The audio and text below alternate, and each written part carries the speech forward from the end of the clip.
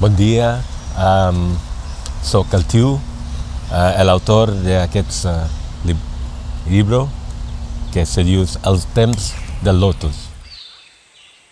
Este libro está sobre la muerte y la pérdida también, y cómo integrarlo, cómo tener sentido en todo esto.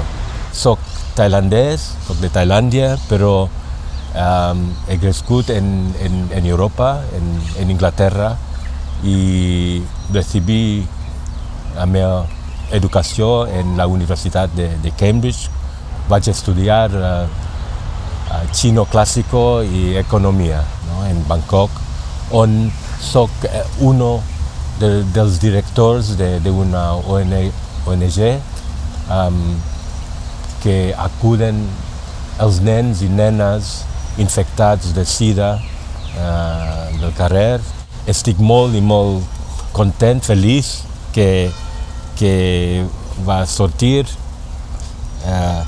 en català, perquè vivo aquí, vivo en Catalunya.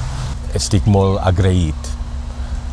Doncs res més, espero que disfrutes, no? del llibre.